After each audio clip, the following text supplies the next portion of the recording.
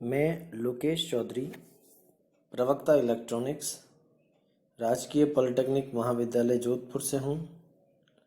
आज हम electronics fibre final year के subject code EF 308 opto electronics digital and microwave engineering, इस subject की third unit pulse modulation system,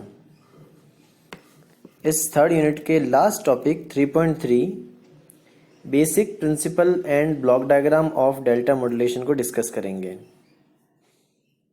pulse modulation system में हमने कई तरह की पल्स मॉड्यूलेशन स्कीम्स को डिस्कस किया है। इसमें आगे डेल्टा मॉड्यूलेशन जो डिजिटल मॉड्यूलेशन टेक्निक है उसको डिस्कस करेंगे। डेल्टा मॉड्यूलेशन एक सिंपल स्कीम है जो basically differential pulse code modulation का स्पेशल केस है। डिफरेंशियल पल्स कोड मॉड्यूलेशन में हम प्रीवियस सैंपल के बेसिस पर नेक्स्ट सैंपल को प्रिडिक्ट करते हैं। डेल्टा मॉड्यूलेशन में in delta modulation the message signal is oversampled typically 4 times the Nyquist rate।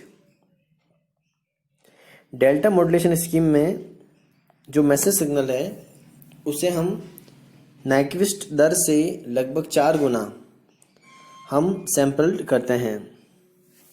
यह ओवर सैम्पलिंग जो है वह डेल्टा मॉड्यूलेशन में यूज़ में लेते हैं। इस ओवर सैम्पलिंग के कारण जो एडजेसेंट सैंपल्स हैं, जो हम सैंपल्स लेते हैं, उनके मध्य में कोरिलेशन जो है वो इंक्रीज होता है। This over sampling increases the correlation between adjacent samples which results in a small prediction error that can be encoded using the only one bit that is L = 2। इसका अर्थ ये हुआ कि डेल्टा मॉड्यूलेशन में हम एक bit के द्वारा 2 ही level को काम में लेते हैं और इसमें स्मॉल प्रिडिक्शन एरर इसलिए होती है क्योंकि जो एडजेसेंट सैंपल हैं, जो पास वाले सैंपल हैं, उनके मध्य में हम कोरिलेशन को इंक्रीज करते हैं। जितनी ज़्यादा सैम्पलिंग होगी उतना ही जो एडजेसेंट सैंपल है, पास वाले सैंपल हैं, उनके मध्य में कोरिलेशन है वो अच्छा होगा। कोरिलेशन अधिक होगा तो हम लोग जो सैंपल हैं उसको हम प्रिडिक्ट कर सकते हैं लेस प्रिडिक्शन एरर के साथ में। दस DM is basically 1 bit DPCM और special case of DPCM। DPCM का अर्थ है differential pulse code modulation. Differential pulse code modulation का 1 बिट केस है डेल्टा मॉड्यूलेशन। डेल्टा मॉड्यूलेशन में एक ट्रांसमीटर तथा एक रिसीवर होता है। DM ट्रांसमीटर को चित्र में दिखाया गया है। यहाँ पर DM ट्रांसमीटर हम लोग एक्यूमुलेटर का प्रयोग भी करते हैं। in DM we use first order predictor which is just a time delay of TS। यहाँ पर इनपुट में MK सिग्नल ट्रांसमीटर में आता है और यहाँ पर जो TS है वो सैम्पलिंग इंटरवल है। दस इन DM ट्रांसमीटर और मॉड्यूलेटर एंड रिसीवर और demodulator are identical to those of DPCM with the time delay for the predictor. तो डेल्टा मॉड्यूलेशन में जो ट्रांसमीटर रिसीवर है वह DPCM के जैसे ही हैं, लेकिन प्रिडिक्टर की जगह हम लोग स्थान पर एक टाइम डिले का प्रयोग लेते हैं। यहाँ पर कुछ मैथमेटिकल इक्वेशंस हैं जिनके द्वारा हम ये जानेंगे कि कैसे हम सिग्नल को प्रिडिक्ट करते हैं। यहाँ पर फर्स्ट इक्वेशन है MQK। MQK जो डिले TS है उसमें इनपुट में आने वाला सिग्नल है और MQK-1 डिले होने के बाद में सिग्नल जो प्राप्त होता है MQK-1 टाइम डिले के बाद में वो सिग्नल है। इस टाइम डिलेड सिग्नल को अगर हम DQ के जो क्वांटाइजर का जो आउटपुट है DQ के उसको ऐड करते हैं तो हम सिग्नल को प्रिडिक्ट कर सकते हैं MQ के।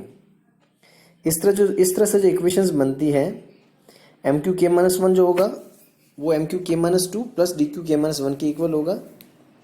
In this way we can write MQK equals to MQ_k-2 DQK plus DQK-1.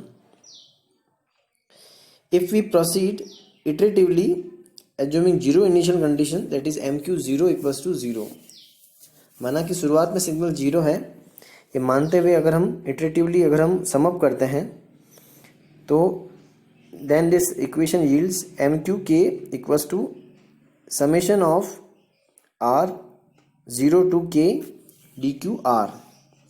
Thus receiver or demodulator is just accumulator or adder. तो जो रिसीवर है वो बेसिकली डीमोडुलेटर या डीमोडुलेटर जो है वो एडर के जैसे बिहेव करता है। यहाँ पर रिसीवर में हम देख सकते हैं कि इनपुट में DQK आ रहा है और MQK-1 सिग्नल डिले होने के बाद में आ रहा है। तो जो रिसीवर पे DQK और MQK- ऐड होते हैं तो इसे आउटपुट में हमें MQK मिलता है। तो ऊपर जो इक्वेशंस हमने डिस्कस किए ये सारी इक्वेशंस रिसीवर के लिए हैं।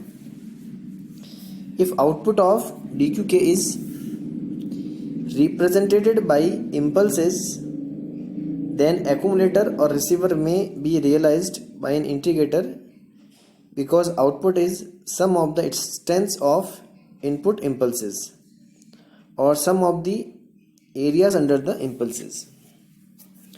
ये कह रहे हैं कि if output of DQK is represented by impulses, अगर हम DQK की जो आउटपुट है एक इम्पल्स से रिप्रेजेंट करें तो जो एक्यूमुलेटर जो होगा रिसीवर पर उसको हम इंटीग्रेटर द्वारा रियलाइज कर सकते हैं या इंटीग्रेटर द्वारा हम उसको बना सकते हैं, क्योंकि इंटीग्रेटर का जो आउटपुट होता है वो इनपुट इम्पल्सेस के स्ट्रेंथ को सम करता है या उनके जो इनपुट में जो इम्पल्सेस लगाते हैं उनके एरिया को सम करता है या जोड़ता है और जोड़ करके आउटपुट में देता है। यही इंटीग्रेटर का आउटपुट होता है। तो इसके द्वारा हम रिसीवर को रियलाइज कर सकते हैं। यहाँ पर ध्यान देने योग्य बात यह है कि जो हमारा MK सिग्नल था इससे हमें जो क्वांटाइजर जो द्वारा जो हमें आउटपुट में मिला है सिग्नल DQ के उसको हम लोग ट्रांसमिट करते हैं और DQ के सिग्नल को MQK-1 सिग्नल के साथ ऐड करके MQ के सिग्नल को जनरेट करते हैं और उसको डिलेड वर्जन को डिले द्वारा MQK- सिग्नल को प्राप्त करते हैं। इस तरह से डेल्टा मॉड्यूलेशन द्वारा हम आउटपुट में सिग्नल को डिजिटल मॉड्यूलेशन द्वारा भेज सकते हैं।